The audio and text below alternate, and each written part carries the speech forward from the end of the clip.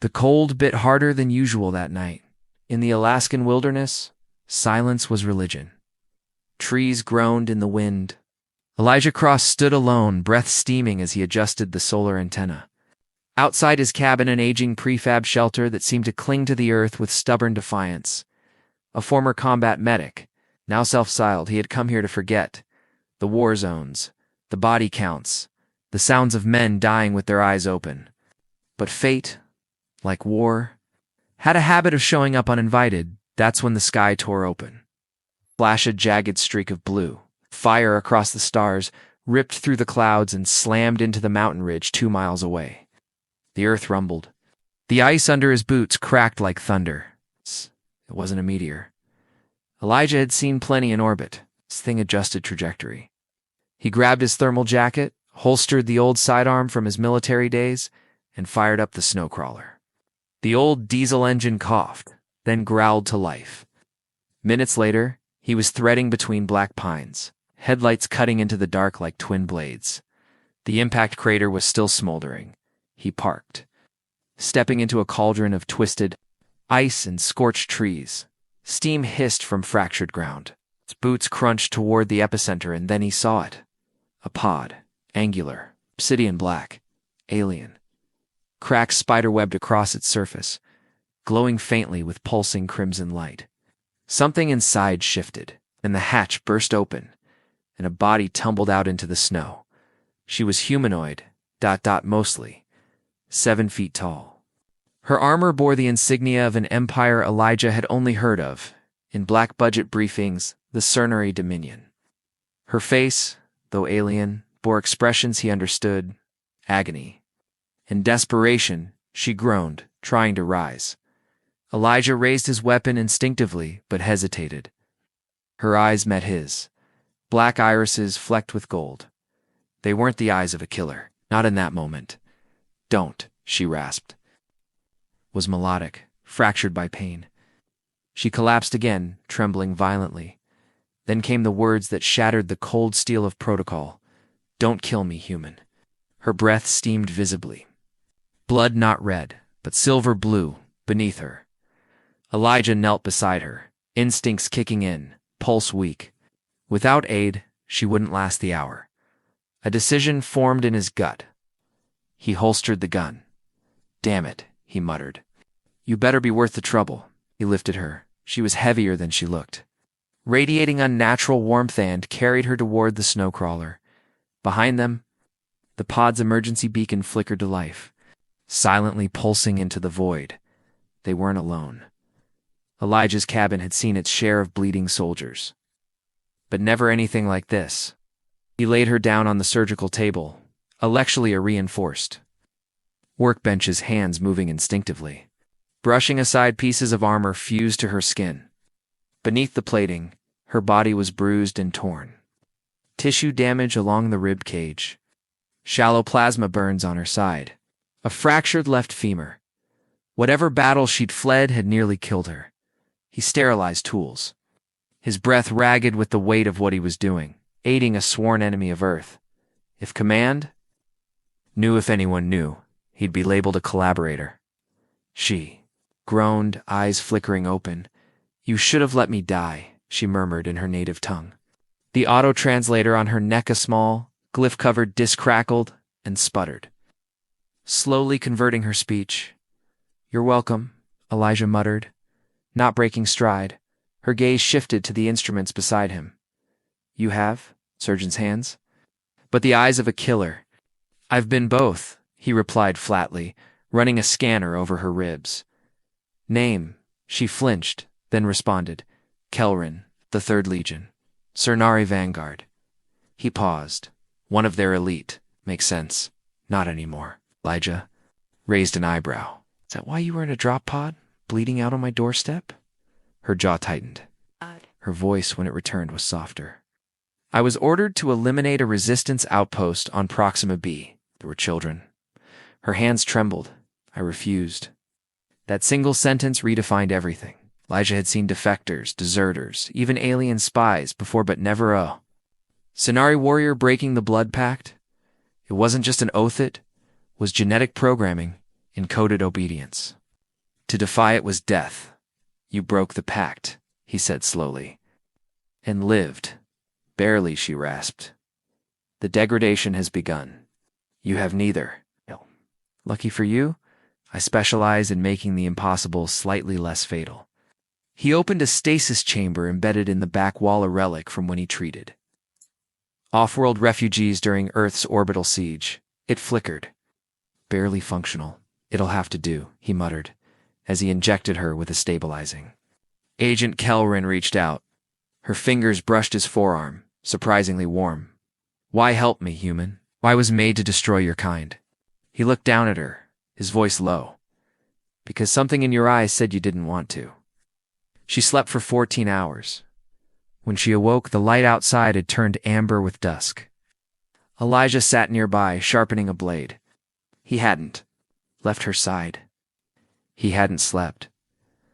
I dreamed of fire, she said quietly, of children screaming. Elijah didn't respond. She sat up slowly, wincing. You're not what I expected. Not for a soldier. He turned toward her. And you're not what I expected for a monster. For a moment, neither spoke. Then she asked the question that made the air go still. What now?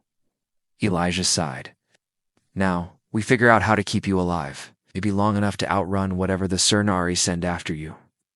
They won't stop. I broke something sacred. You also proved something sacred can be wrong, he said. And sometimes, outside, the first snow of a new storm began to fall. Inside, two former enemies sat across from each other, still strangers. Still dangerous, but bound by a truth neither could deny. Neither one was supposed to survive. The wind howled like a dying beast. Inside the cabin, Kael'Rin leaned against the reinforced glass, watching snow spiral across the treetops. Her recovery was progressing faster than Elijah expected, too fast. Whatever the Surnari embedded into their warriors made human biotech look like stone tools. You're healing like a damn myth. Elijah muttered, eyeing the biometrics on his old tablet. Nanora pair rates triple baseline. I was engineered. For endurance, she replied without turning. But not for mercy. Elijah paused mid-diagnostic. Funny. Mercy's the only reason you're still breathing. She looked over her shoulder. Her golden-flecked eyes glowed faintly in the low light. That's what I don't understand. You had every reason to let me die. I'm a Surnari weapon. A living war crime, your people would say. Maybe, he replied, setting the tablet down. But I've seen too many die who deserved better. One less death. It balances something. Kael'Rin crossed the room slowly, her movements fluid but wary like a blade that had forgotten how to rest in a sheath. I wasn't built to feel guilt, she said. But it's there, growing, festering like your human emotions. Infectious. Gave a hollow laugh. We're a viral species. Ask any galaxy that's had to deal with us. Then the alarm chirped. Elijah's expression changed instantly, crossed to the monitor, flicking through thermal and magnetic sensors. A small red flare pulsed on the edge of the map. Surveillance drone, he said quietly. Military grade. Cloaked entry vector. Kael'Rin stepped closer, reading the data faster than he could. Type 7 Surnari recon unit. Scan. For residual DNA, heat signatures, and magnetic distortions. They're triangulating. She turned to him, voice sharp. We have 30 minutes, maybe less. You're not going anywhere in this storm, Elijah said. And I'm not leaving this cabin. She stared at him. And they'll kill you too. He looked back at her, calm despite the storm brewing outside and in. I've died once already. Somewhere between Earth and the Belt. This feels more alive than anything I've touched in years. Kael'Rin hesitated, then stepped closer. You're insane, probably. Shh. She reached out slowly. Her palm brushed his chest, just over his heart. Your rhythm, it doesn't waver. Even facing death, he smirked. I got used to it. War teaches you how to dance with the Reaper. The drone's pulse intensified on the screen closer. Now, scanning. Kael'Rin exhaled sharply. Then let's give them a corpse to find. 10 minutes later, Elijah triggered a decoy protocol and old contingency for downed Black Ops units. A heat-emitting dummy loaded with Kael'Rin's biological trace signatures was buried under layers of misdirection. 2 miles south, the drone pinged, then broke course. They stood in silence, watching it vanish over the trees. "You've killed for your people," she said. "Now you deceive them to save me." Elijah didn't respond for a long time. "And maybe saving you is my penance." Kael'Rin looked at him, this strange, broken human with fire in his eyes and death in his past. Something shifted behind her gaze.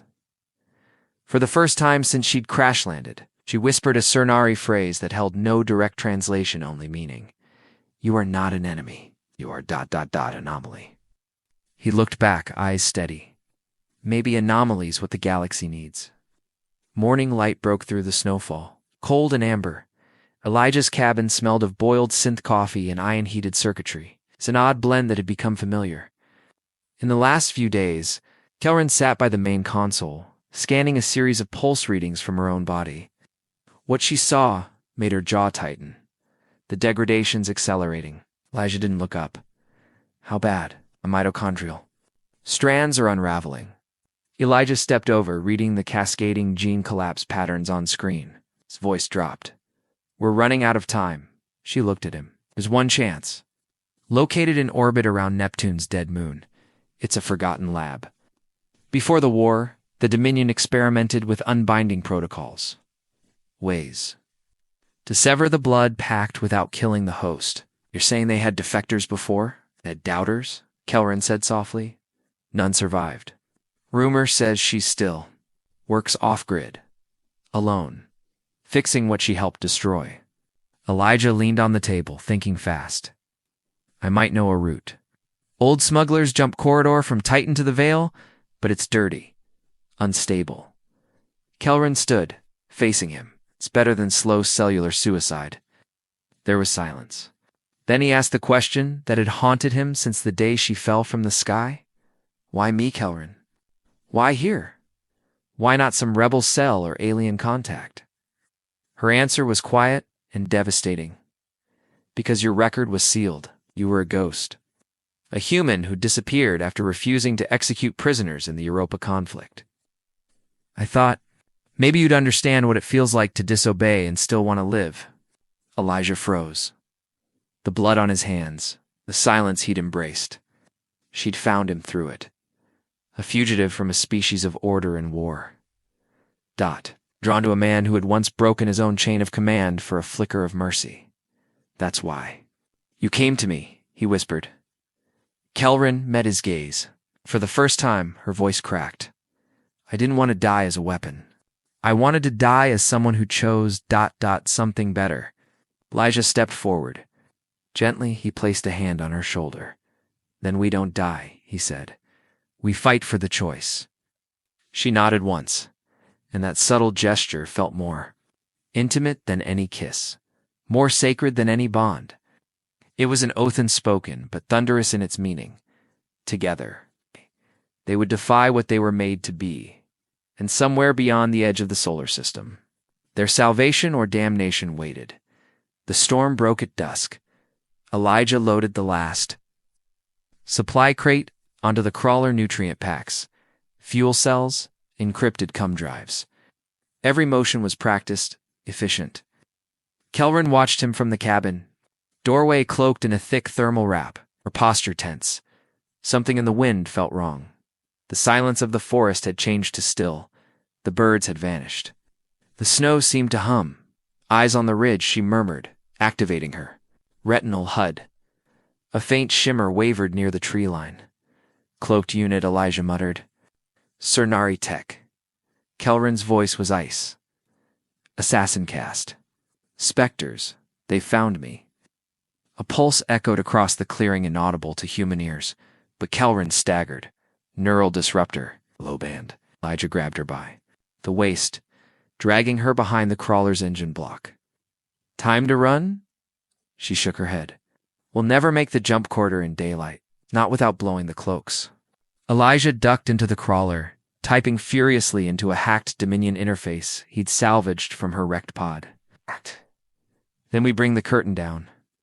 He triggered a pulse detonation, high-frequency M-burst. Up, as 3 Surnari specters flickered into view, their adaptive armor frying out. They didn't speak. They didn't hesitate. They charged. Kael'Rin met them head-on, her body a blur of movement, graceful and brutal. Her combat instincts surged like fire through her veins, honed across galaxies. But something was different now. She wasn't fighting to kill. She was fighting to survive. Elijah flanked them, laying suppressive fire with his pulse rifle. One specter lunged, blade flashing only to be tackled by Kael'Rin, who drove him into the snow, snapping his neck cleanly. The second fell to a frag burst. The third vanished, treating wounded. For now Kael'Rin stood panting, her body streaked with silver blood and melted snow. Elijah approached her slowly. "You all right?" She nodded. They weren't sent to capture, only to erase. Elijah glanced at the crawler. Time to disappear then. Oh. They didn't speak as they packed the last of the gear and initiated the crawler's stealth drive. Snow swallowed their tracks behind them. But as they drove into the growing dark, Kael'Rin looked back as hard. "They know I'm alive. That I broke the pact. It's only a matter of time before they send something worse. And when they do?" Elijah asked. Her answer was cold, but certain. "Then we make them wish they hadn't." The crawler cruised silently through the frozen darkness. Deep in the Arctic backroads, there were no satellites, no heat scans, no eyes to see them pass. Just endless snowfields and the low hum of stealth shielding vibrating against the wind. Inside the cockpit, dim red lights cast long shadows. Kael'Rin sat curled in the co-pilot's chair, her breath shallow, her face pale, at the neural disruptor.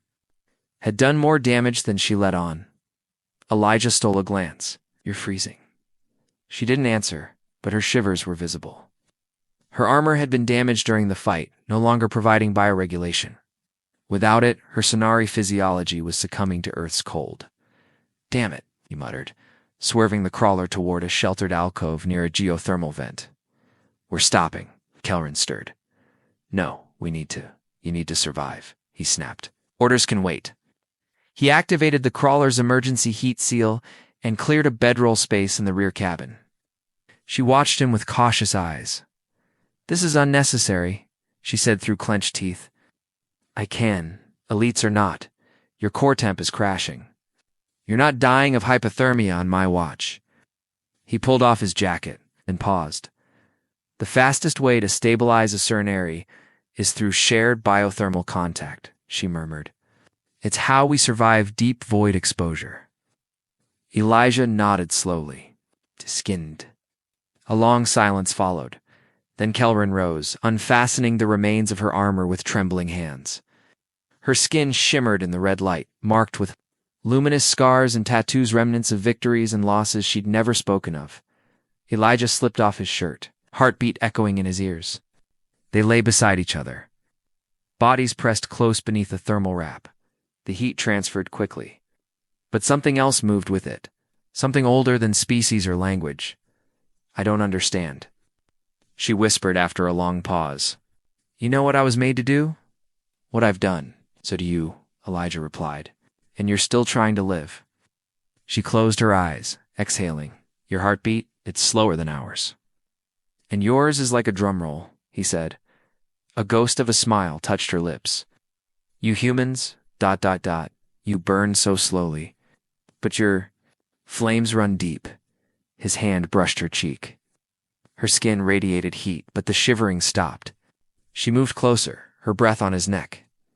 "Tell me," she whispered, "is this how humans make peace? With their enemies?" He stared into her eyes, dark, infinite, full of grief and longing. "No," he said. "This is how we choose not to be enemies." In the silence that followed, their bodies spoke the rest. By morning, the storm had passed. An undeniable, the kind of bond that no oath or programming could. Abandoned relay station near the edge of the Aurora Belta, one's military node. Now, little more than steel bones and ghosts. It housed the access codes to the jump corridor leading to Tarsus Vale. But as they approached, Something felt wrong. Too quiet, too easy.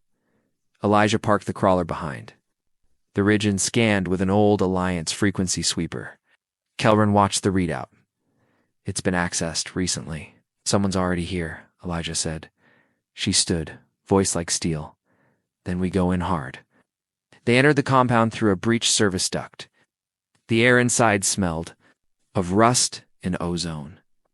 Lights flickered on old control panels and deep below. They found the terminal chamber. That's when they heard footsteps. Two figures emerged from the shadows, both human. One of them Elijah recognized immediately. Grant was coldly. Grant Voss, a black market tech dealer, hacker, thief. And once, Elijah's wartime comrade, Grant smiled, gun raised casually. Eli. Long time, still collecting broken things. Kael'Rin moved slightly in front of Elijah, posture tense. Grant eyed her. This, the alien girl, causing such a ruckus? Dominion's been lighting up all channels looking for her. Lucky me. You sold us out, Elijah growled. We had. A deal, Grant shrugged. Had then? Someone offered a better price? A galactic price. She's worth entire warships and data. Should be thanking me. I should kill you, Elijah replied flatly. Kael'Rin didn't wait for words. She launched forward, no hesitation. In 3 seconds, Grant's partner was down, windpipe crushed. Grant fired wildly, grazed her arm. She tackled him, blade to throat, pinning him to the deck. You betrayed a bond, she hissed. That's a death sentence in my culture. I'm not from your culture, Grant gasped. Then consider this, a gift from ours. She drove the blade through his chest, quick, silent, efficient. Elijah stood motionless as the light faded from his old friend's eyes. When it was over, Kael'Rin turned to him, eyes burned, not with fury but sorrow. I didn't want this, she said, but survival is war. Always has been. Elijah didn't speak. Instead, he stepped to the console and uploaded the jump coordinates to a stolen nav dash drive. When he finally looked at her, his voice was hollow. I hate what this world turns us into. Kael'Rin placed a hand on his chest. So do I, later. As they sped away from the burning station. Kael'Rin stared out the viewport. I thought I'd buried that part of myself, she said. But mercy in war, ... is an illusion, Elijah. Shook his head, no. You're the illusion they fear, Kael'Rin, the soldier who chose not to obey. And in that she was no longer just a deserter. She was a symbol. The stars above were cold and unfamiliar. Elijah had forgotten how small he felt out here in orbit, where nothing breathed, nothing forgave, and the silence stretched forever. The stolen freighter, patched together from black market modules and hacked Dominion nav systems, groaned as it pierced the exosphere and plotted a course toward Europa. Their destination, a hidden docking array embedded beneath the ice. Oh. Rumored contact point of Dr. Seraphine Ileana, former Surnari, biogeneticist who had vanished decades ago. She was one of the pack's original architects, Kael'Rin explained, adjusting a cloaked interface at the helm. But she believed control was a virus, so they say she found a cure, and disappeared before she could be silenced. Elijah raised an eyebrow. And we're trusting rumors now. Kael'Rin's voice was low. I'm trusting hope. Wait, he nodded. That makes 2 of us. As they approached Europa's hidden station, the ship's encrypted com buzzed, with an incoming signal encrypted old dialect, but Surnari in origin.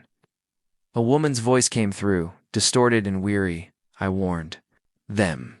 Now you come. The one who broke the pact. ... at. And the one who still carries his own. Kael'Rin froze. She knows. The docking clamps engaged. The station opened like the maw of some deep sea beast, swallowing the freighter whole inside. The air was warm and dense with recycled oxygen. Lights flickered weakly along the corridor. Elijah's boots echoed on the metal grate as Kael'Rin them forward. They found her in a chamber of glass and light. Dr. Seraphine Ileana, Surnari. But aged, her skin dimmed with time, her eyes cybernetic and full of ghosts. You broke the code, she said to Kael'Rin, And you, human, you never received one. Curious. Elijah tilted his head. You knew we were coming? I knew someone would? The pact was never perfect. Only ... persuasive. Kael'Rin stepped forward. Can you sever it permanently? Seraphine studied her, then nodded once. Yes. But it will change you. What you were designed to be will vanish. Strength, speed. Memory enhancers, all of it could fail. Kael'Rin's jaw clenched, then let it. I will need genetic samples, and something from him. Elijah frowned. Me. Your immune system, Seraphine said. You resisted neural imprinting and chose mercy over protocol. Your genome holds ... anomaly. The pact might break because of you. He looked at Kael'Rin, then nodded. Take what you need. Hours passed in surgery and silence. Kael'Rin lay beneath BioLite as old code bled from her DNA. Elijah watched, helpless, as her body writhed and calmed again and again, until -FLA tlined, and for the first time in her life she felt, lone in her mind, free. Terrifyingly free. It's gone, she whispered. The pact is gone. Seraphine smiled faintly. And now the Dominion will come for both of you. Kael'Rin stood, weak but upright. Let them. Elijah placed his hand in hers. The war hadn't ended, but for the first time. They weren't just running, they were preparing to fight back. Europa rotated slowly beneath the Man-Ocean moon, cloaked in ice, hiding deep secrets and deeper wars. Inside the observation deck of the hidden station, Kael'Rin sat alone, gazing at her reflection in the alloyed glass. Her skin, once faintly luminous from the Pax biocoating, now looked dimmer, ... more fragile. More mortal. Elijah entered quietly. 2 mugs of protein synth steaming in his hands. Still cold, he said, sitting beside her. Europa never changes. Kael'Rin took the cup. But I have. You severed the blood oath of an empire, he replied. That changes more than DNA. Looked at him. Do you regret it? No, he said, but I wonder what it's made us. Silence stretched between them, thick with unsaid things. Then she asked the question that had been building in her for days. Why did you save me, Elijah? Night. You didn't have to. He didn't speak at first. Then, because when you knelt in the snow, bleeding, asking not to be killed, you didn't look like a soldier. You looked like someone who had finally said no to death. She blinked. I know what it costs to walk away from war, he added. It haunts you, but it also frees you. Kael'Rin turned toward him. Her voice was barely a whisper. My people don't believe in freedom, only function. We exist to serve, fight, protect. Without the pact, ... I don't know what I am. Elijah reached out, gently brushing a lock of hair from her cheek. You're what we all are. Lost. Looking for meaning. She studied him, eyes darkened, searching. In your culture. ... When two beings feel this connection, what do you call it? He hesitated. Love, he said. Her breath caught. Is that what this is? I don't know yet, he replied. But it's the first thing in years that feels real. She leaned in slowly, forehead resting against his. Then I want to learn it. All of it. The way humans feel. Hope, touch, trust. His hand found hers, fingers intertwining. We'll figure it out together. Behind them, alarms began to chirp. A long-range sensor lit up. Kael'Rin turned toward the display. A Surnari dreadship had entered the outer system war class, cloaked until now, broadcasting a single directive. Return. The traitor. Or burn. Elijah stared at the display. So much for hiding. Kael'Rin stood taller now, eyes steeled with resolve. Then let them come. This time I fight for something that's mine. Elijah nodded, already moving toward the weapons locker. Then, let's show them what happens when a soldier chooses freedom.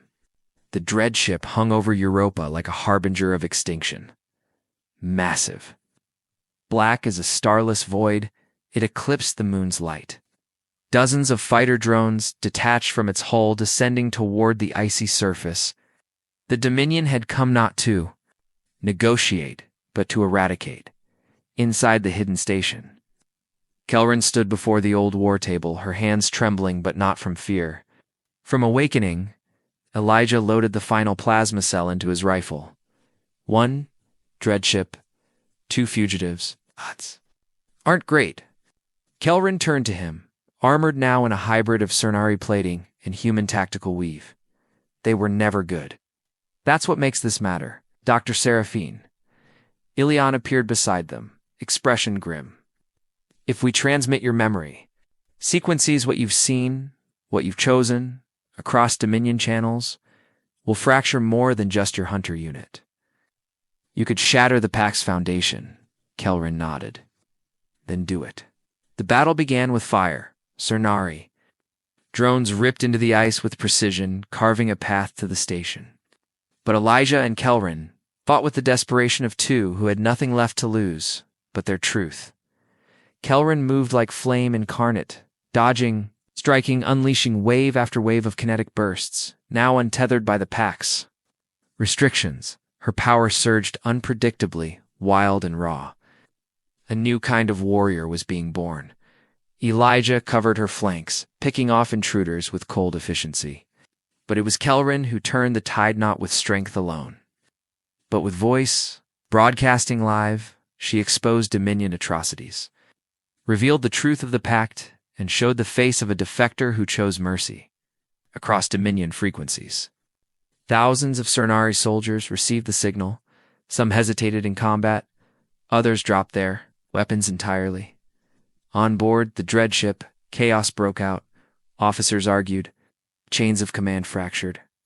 The idea that one could choose, that one could feel, had infected the hive. In the observation deck, Kael'Rin stood before the final transmitter. Dominion agents breached the chamber but didn't fire. One, younger than the others, stepped forward.